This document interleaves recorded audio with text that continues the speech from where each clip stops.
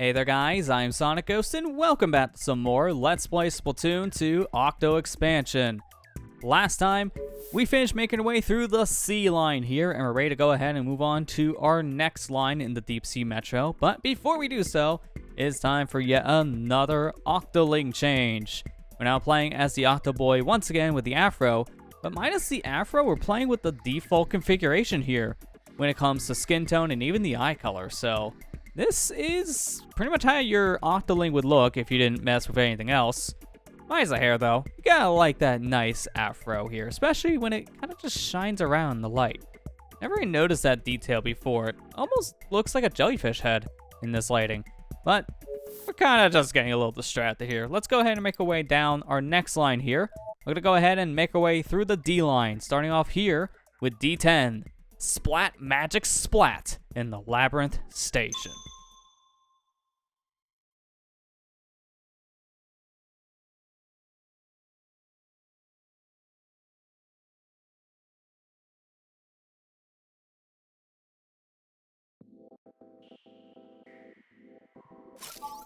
So here we have a choice of 3 different weapons: the Undercover Brella and Splat Bomb, Splat Dualies and Burst Bomb, or the Bamboozler 14 Mark 1 and Curling Bomb. Let's go ahead and start off with the recommended weapon, the Undercover Brella. This test will take place in an urban area that you may find familiar. Beware of the darkness, for things may emerge from it. Watch your step goes without saying, but please watch your head as well. Take care out there. Let's go ahead and begin the test.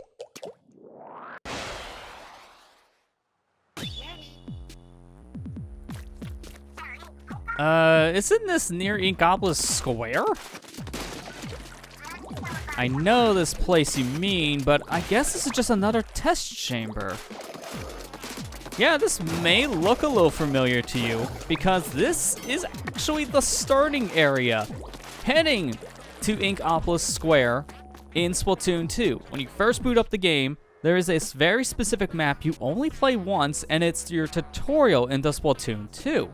But we can see here, we're actually going backwards because this is where we would have jumped straight over to an Inkopolis Square. And we can even see in the distance, there are some billboards here with some art reflecting the world of Splatoon around you. Like you can see the artwork for one of Pearl Marina's albums on the billboards. So nice world building here. We're actually making our way backwards through the tutorial stage. But it is an area that Inklings would be familiar with, as Octolings, yeah, they haven't gone through this area specifically to get to Inkopolis Square, so that's a little different, at least. Yeah, I'm sure nothing is hiding in there. Yeah, about that. You got enemies, of course, hiding in the goop. They're always going to be hiding in the goop, and same for boxes. Just shoot around the area just to see if there's anything else hiding in the said ink, because you never know. There could be more than meets the eye here. Here comes an Octoling. Ah, an Octoling! Well, luckily with the Undercover Brella, you can just keep on shooting. You'll be okay. Keep your voice down, Cap. Yeah, it's supposed to be an infiltration mission. We're supposed to be sneaking.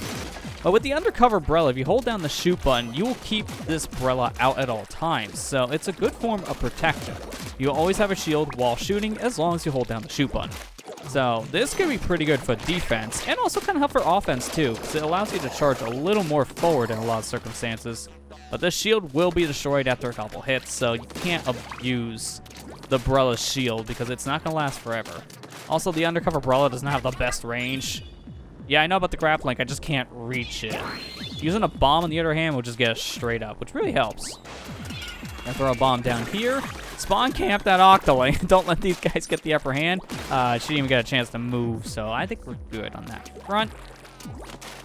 Here we want to go ahead and just climb up the side of this wall. Got our Octoling jumping down. Looks like this one has a slosher, but didn't really stand a chance.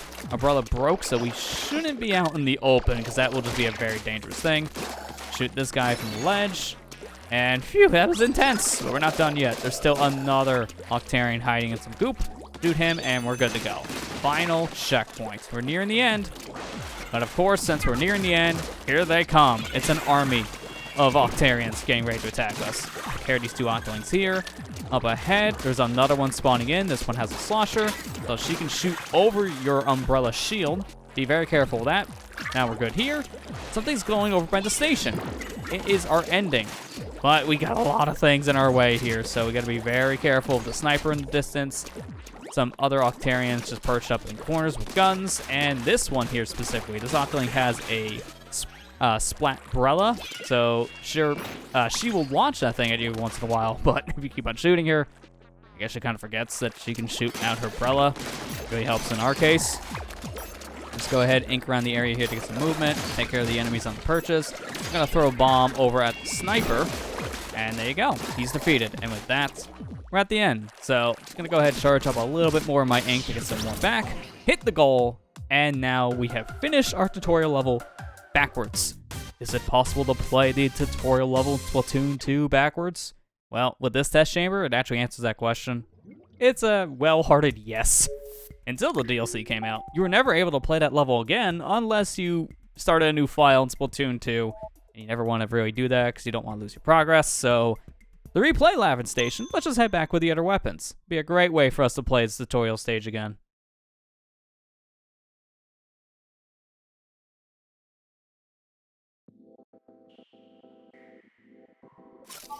So back here in Labyrinth Station, let's go ahead and knock it down a notch here and use the easier of the three weapons, Splat, Dualies, and Burst Bomb. So these are really going to be helpful in this mission when it comes to the dodging mechanic of the Dualies.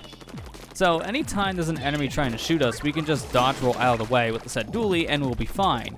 But we also want to use the dodge mechanic to make our aim a little bit better with these two, because when you dodge roll, you combine your two reticles into one, which also lets you not only hit for a little bit more, but get a little more range out of the dualies itself. So as you can see here, I can just about hit this guy in the goop, just from where I was standing. So using the dualies very smartly here is honestly why this is considered the easiest of the three weapons. Even though the umbrella acts as a shield, the dualies do a lot of damage, and with that dodge roll, you can really do a lot here. I'm gonna go ahead and just be careful about my ink consumption, because that is one thing when I play dualies. I keep on using dodge rolls a lot of the times, which drain more ink after a while, and constantly dodging is not the best thing to do with dualies for that reason. So that doesn't help, and if you want to keep the steady stream of ink with the dual, I'm really having a hard time wording. If you want to use the steady stream of ink with the dually dash mechanic, you're gonna have to stay in place and constantly shoot, which can really drain your ink tank if you're doing that for long periods of time, which is not recommended after a while. You want to keep on moving with the dualies. Don't stay in one spot for too long, but at the same time, you can't move. You want to keep your reticle combined into one, which will do more damage to enemies. So, you know, dualies can just be a class of weapon that takes a while to really master. They are one of the more complex weapon types in the Splatoon games in general. So, playing dualies, it was a thing I really tried to do a lot of when the game first released on the Switch back in 2017. But over the years, I didn't play as much with dualies just because a lot of the dually kits, I don't know, it just didn't vibe with me all that much. The specific dualies I used all the time in Splatoon 2 was the dually squelchers, specifically.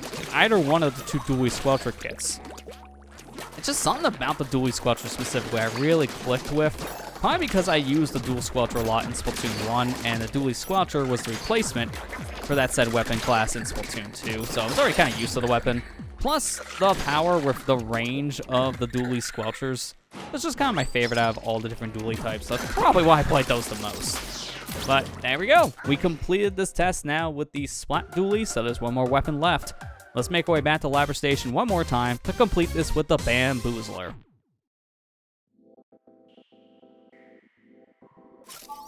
Back at Labyrinth Station, it's time for us to use the Bamboozler 14 Mark 1 again. I swear, this is the most common weapon you'll see in any test in Splatoon 2's Octo expansion. This thing is in like at least 1 in every 10 test chambers you go through. It's insane.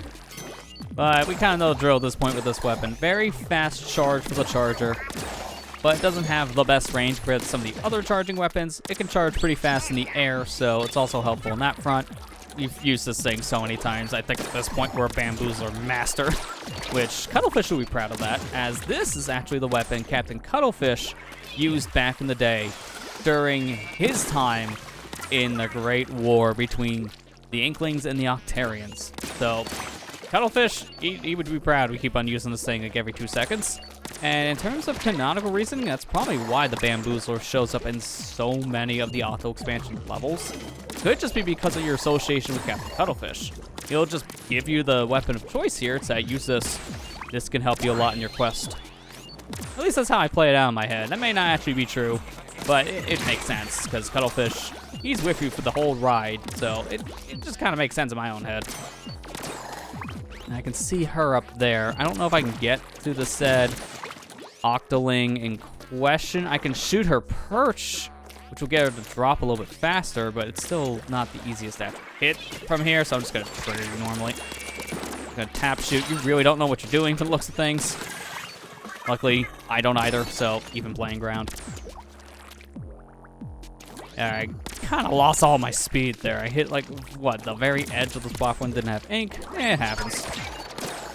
There we go. Okay, we're good to go. Final checkpoint. Let's activate that. We know there's going to be 2 Octolings jumping down, so get a curling bomb ready. A little premature on how early I shot that off, unfortunately, but it's okay. It still inked the ground around where the Octoling was landing, so it did help on that front. I don't know where she was going. I think that Octoling was playing turf war instead of actually focusing on trying to kill me. Just the job. Luckily, that curling bomb was timed really well because that was a one-shot. So let's be a little careful. I'm going to use the curling bomb to my advantage for movement here. I'll also distract the sniper. So take you guys out. Remember, I am right-handed, so I'll peek around the corners here, and that is that. Just going to go ahead, charge up my ankle a little bit, and get the goal. We're done here. Now we're not going to be playing this tutorial stage ever again, really. Unless I want to delete my save and start from scratch, which I don't want to. I put way too many hours in this game. I'm not losing my over 400 hours of progress. Thank you very much. Well, now that we're done here in the Labyrinth Station, let's go ahead and take a look at the mem cake we got from it. It's a tree. Okay, well, I guess we're scraping the bottom of the barrel. Time for nature. To plant a tree's its own reward. After you've gone, it'll grow on. In memory, initials scarred. If there's initials on this tree, I can't make it out in the mem cake. I can see 3 colored lines. That's close enough for initials. Yeah, a little like cyan blue. You got a dark green and a purple from the looks of things. And it's a tree. What else can you really say about this mem cake design? It's fluffy, like a lot of the trees you'll find in Splatoon maps in general. It's a tree. You know, you can't really do much with a tree. It almost looks like a piece of broccoli in the mem cake design, but, you know, it's a mem cake. It does a good job to demonstrate a tree. What else can I say? Let's just continue on with our next test here. Listen to its hollowing roar. In the Goose station? Goose make roars? That's news to me. Thought they honk.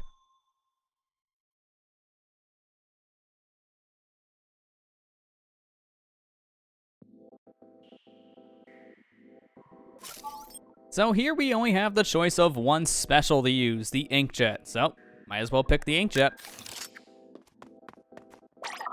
It's important that you learn to get the most out of your inkjet. One move you'll want to master is pressing B to make the inkjet float a bit. You can press ZL to submerge in ink rails, even when using the inkjet. If you want to shoot from an ink rail, just press ZR. Be sure to submerge back into the ink rail after you shoot, though, or you'll fail. Take care out there. Let's go ahead and begin the test.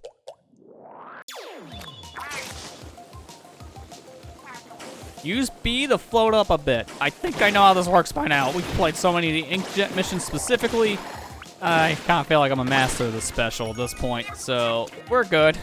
Oh, an ink rail? Submerge with ZL. Got it? Again, we kind of use this thing a lot. We kind of figured out the gist of how pretty much all these missions are structured out. One thing to keep in mind, though, is these metal grates. You can't fly on them, so you'll be walking on top. If you want to go ahead and get a burst of speed, you'll press the B button to get a little bit of height, and that's about it. Shoot from the ink rails. Press ZR to fire. After you shoot, press ZL right away to submerge. We can just stay on the ink rail. We can just snipe all these enemies from here, and it's so satisfying to do. What's that? Something came out. Yeah, the platforms, which is convenient for us because we can continue forward to our Next checkpoint here, which has a lot of danger. I don't like any of this. Let's take this a little slow. Submerge in our ink to get these squid rings. I'm going to want to wait for these pillars to move around because I'm not going to get crushed. And there you go. We made it through. So here, as I mentioned before, we can't fly on these grates, so we're going to be walking across. Pressing the B button to hover in the air ever so slightly to get a boost of speed and some height. And now we made it to the final checkpoint. Here, we could fly across or submerge into your Octo form, and then from there, float up at the end. Or miss that because my boost did not come out in time. That's a first. Why was that so delayed? That's beyond me. Try this again. Immediately, as soon as we hit that ramp, there you go. Timing really didn't help. We got ink rails here, but at the same time, we got a lot of other stuff going on. So we want to use these walls to our advantage, too. I'm going to want to be careful here. One tactic I like to do on this special, if I don't die first, is you want to actually use your Octo form every once in a while. When you shoot, tap ZL to kind of transform for a split second into your Octo form. Doing this will shrink your hitbox for a moment. So this makes it a little bit harder for enemies to hit you. This also works in the multiplayer mode. So if you're using this special in multiplayer, this trick can really help you in a pinch there too. But there we go. All the enemies are defeated. And with that, we have our last ink rail. So let's go ahead and shoot it. And with that, it's goal time. Submerge and proceed carefully. And there's really not much careful you need to do there. It's just a straight line up. Just don't fall off like an idiot. I played the 5th. I may have done that once before, but yeah, that's in the past. It didn't happen now, though. But with that, we're done with Goose Station. It's a one-trick pony. It's just the Inkjet special, nothing more, nothing less. So now we completed that station, let's go ahead and take a look at the mem cake from it. It's a balloon! Oblivious, adrift, and round. You hold inside a tempting prize. Who doesn't love that popping sound? Probably the guy that you're gonna pop this thing right next to his ear. Don't be that guy. Don't be the person that just takes a balloon and pops it like a foot away at like most from someone's eardrums. You're gonna make someone deaf. Yeah, it's happened to me as a kid before. Some kids can be cruel. Balloons can be fun to play with, and it's a nice mem cake design. A little hard to see the logo on it just because of the lighting here, but it does have a Squid Force logo on it. Nice purple design on it too. It just looks very detailed, and I like it. Nice, simple looking design of a mem cake. Also, almost looks like a gummy that you can get in a gummy pack more than a balloon. But to be fair, mem cakes are foods, so it makes sense for this to look like a gummy. Might as well be that in actual food form. But now we completed 2 levels here in the D-line. Made a decent headway into it because our next level technically would have been Girl Power Station. I'm glad we got this out of the way early. Oh, I'll need to be here another hour, thank you. Next time, we'll be continuing on with the station. That won't take us an hour, thankfully. So with that, we're going to end it on that note.